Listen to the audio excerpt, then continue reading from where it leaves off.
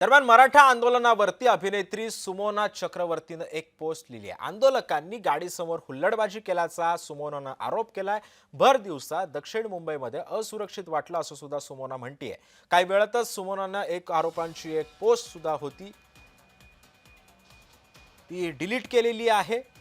मात्र तिच्या पोस्टमधून तिनं तिच्यासोबत काय घडलं होतं हे सुद्धा तिनं तिच्या पोस्टमध्ये म्हटलेलं होतं. मात्र आता तिची जी पोस्ट होती ती सुद्धा तिनं डिलीट केलेली आहे.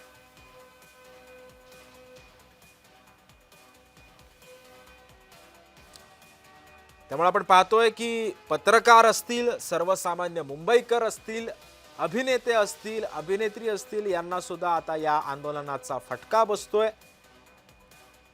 या अभिनेत्रीनं सुद्धा एक मोठी पोस्ट जी होती जे तिच्यासोबत घडलं, या आंदोलनाचा कसा परिणाम तिच्यावरती झाला हे सुद्धा तिनं सांगितलं. सुमोना चक्रवर्तीनं सुद्धा तिनं तिच्यासोबत घडलेल्या गोष्टीचा आरोप जो होता, जो प्रसंग तिच्यासोबत घडला त्याचा तिनं एक आपल्या सोशल मीडियावरती पोस्ट करत हा विषय मांडला. त्याच्यानंतर तिनं ही जी पोस्ट होती ती सुद्धा आता डिलीट केलेली आहे. त्यामुळे आपण पाहतोय की या आंदोलनाचा आता फटका हळूहळू सगळ्यांनाच बसायला सुरुवात झालेली आहे. मनोज जरांगे पाटील यांनी जो काही इशारा दिलेला होता, जे काही आवाहन या कार्यकर्त्यांना केलेलं होतं, त्याचा कुठेतरी आंदोलकांकडून ते आवाहन जे आहे ते पाळलं जात नाहीये. जरांगेंचा आदेश पाळला जात नाहीये.